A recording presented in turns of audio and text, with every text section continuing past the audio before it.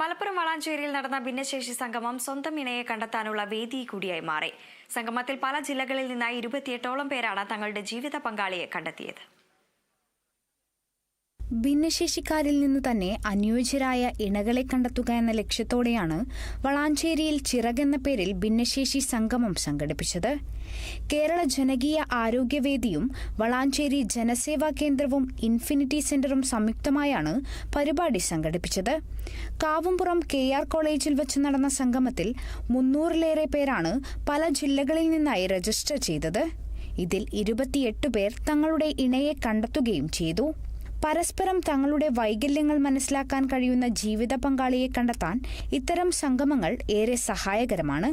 ഇത്തരത്തിൽ തിരൂരിലും വയലത്തൂരിലും നടന്ന സംഗമത്തിൽ 200-ലേറെ പേരാണ് തങ്ങളുടെ പങ്കാളിയെ കണ്ടെത്തിയത്. ഭിന്നശേഷി അവകാശങ്ങൾക്ക് വേണ്ടിയുള്ള വലിയൊരു ചുവടുവയ്പായി തന്നെ ഈ ഒരു പ്രോഗ്രാമിനെ ഞാൻ കാണുകയാണ്. അല്ലെ, നമ്മുടെ അവകാശങ്ങൾ എന്ന് പറയുന്നത് കേവലം നിയമപരമായ അവകാശങ്ങൾ മാത്രമല്ല. ഞാൻ പറഞ്ഞതുപോലെ തന്നെ പൊതുവിടങ്ങൾ എല്ലാവരുടേതുമാണ്.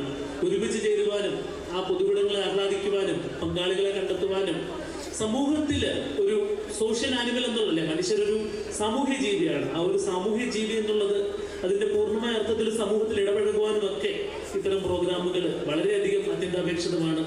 ഭിന്നശേഷിക്കാരായവരുടെ കൂടെ സംഗമത്തിനെത്തിയ മാതാപിതാക്കളുടെ കണ്ണുകളിൽ വലിയ പ്രതീക്ഷയാണ് കാണാനായതെന്ന് KR group chairman KR Balan പറഞ്ഞു.